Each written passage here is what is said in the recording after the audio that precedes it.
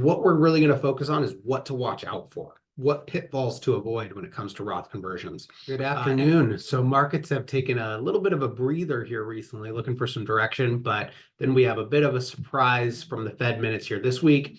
And we're going to go back to our question of the week and cover some pitfalls to avoid when it comes to Roth conversions. So let's start by kind of covering what we looked at here this week. And as a quick refresher, I'm Brandon Steele, financial advisor with Mainsail Financial Group here in Bellevue. And our goal every Thursday is to bring to you the market news, the data, the trends that we're watching, hopefully weed out some of the noise along the way. And again, we'll start with this week, but we do have a lot to cover in terms of the question of the week around Roth conversions. So we'll keep some of the data points pretty straightforward, although again, the Fed minutes are really the highlight of the week yet again. So over the past week or so, since we caught up last Thursday, markets have been pretty quiet, to be honest with you. I think really looking for a sense of direction, although earnings were mostly strong. I think that, a lot of that had already been baked in. And so markets were really trying to figure out where to go next. And what they really, I think, were focused on for now is the Fed minutes that came out just yesterday on Wednesday.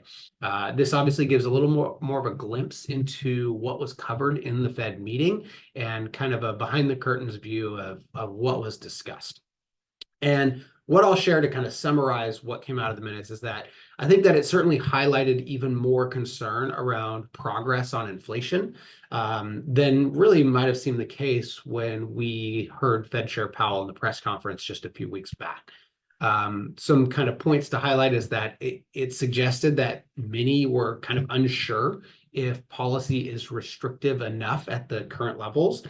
And in fact, even showed that some participants felt that further tightening might be necessary. So in other words, we're not just talking about keeping rates higher for longer. Some participants in the meeting, so other Fed members, actually suggested that if this continues, they might even be, considering rate hikes. Now, don't take this the wrong way. Don't get scared off by this. I don't think that's enough to think that that is going to be the case. But I think what it does highlight is that inflation is stickier than expected. I think that it highlights that, the market has certainly priced in this, what seemed to be a certainty that rates were going to come down quickly and sooner than expected. And if nothing else, it certainly looks like rates will stay higher for longer.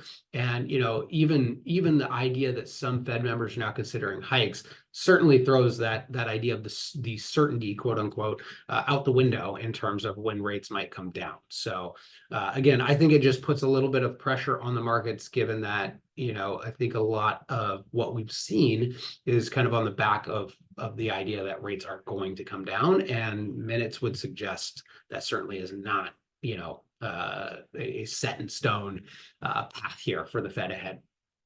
And I think what makes me the most nervous maybe around this is given the Fed Powell's press conference highlighting jobs as another reason to cut sooner than later, it just makes me a little bit nervous that we may be looking for other reasons to cut when maybe we shouldn't. And the concern there is not just necessarily the idea of cutting, because in fact, markets might like that short term.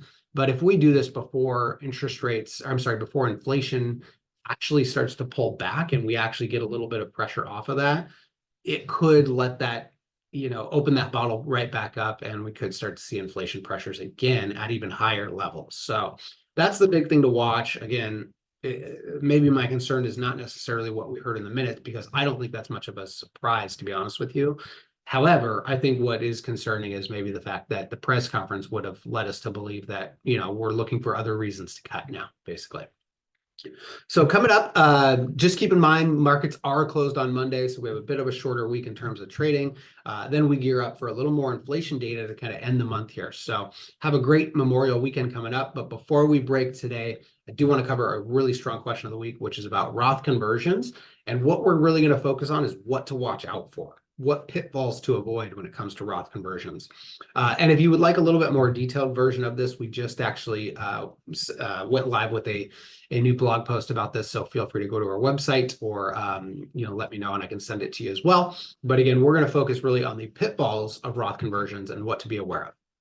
So obviously this is a really timely topic, I guess in general, not necessarily at the moment, but it seems like Roth conversions are picking up more and more and more steam. A lot more people understand them and understand the benefits of them.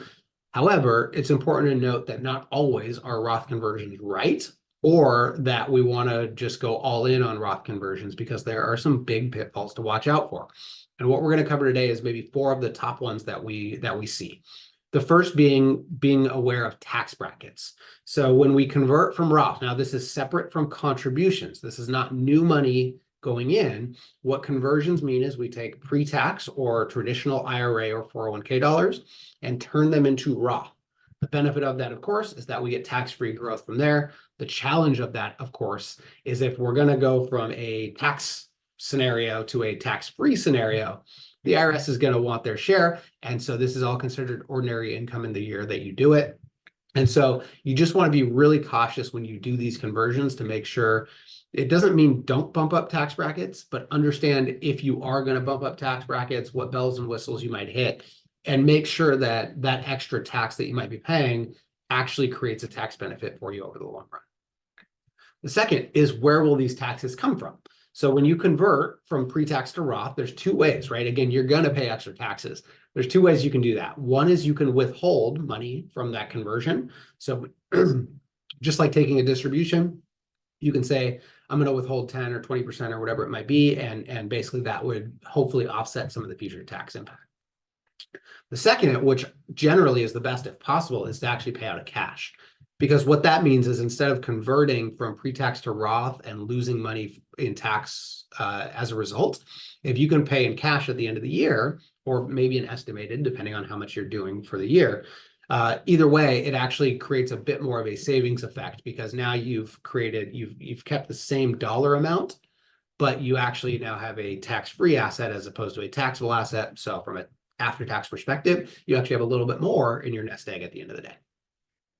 The third is the 5-year rule. So what's really important to highlight here is that in general, Roth assets have 5-year rules, which require them to be in there for 5 years before you receive some of the tax benefits or avoid some penalties and tax issues on the horizon. One thing to mention as far as Roth conversions specifically is it's not just tied to the first time that you do a Roth conversion, but this 5-year rule applies to every Roth conversion that you do. Just something to be aware of. Obviously, generally, when you do Roth conversions, it's for long-term benefits anyway, but it is something to keep in mind. And lastly is tied to Medicare premiums. So there is something called IRMA, which is Income Related Monthly Adjustment Amount. I believe I got that right. And what that means is that if you have too much income, they will actually add on some surcharges to your Medicare premiums. So again, if you are in retirement, this is definitely something to keep an eye out for. And not to say this is the one factor in terms of whether Roth conversions make sense or how much to do, but you definitely want to keep it in mind. And, if you can, try and stay away from some of those thresholds that might increase those premiums moving forward. So I hope that was helpful. Again, we have a blog live on our website, mainsailfg.com. So if you do want some more information, feel free to check that out. In the meantime, enjoy the holiday weekend coming up. Have a great Memorial Day, and we'll see you next Thursday at 3.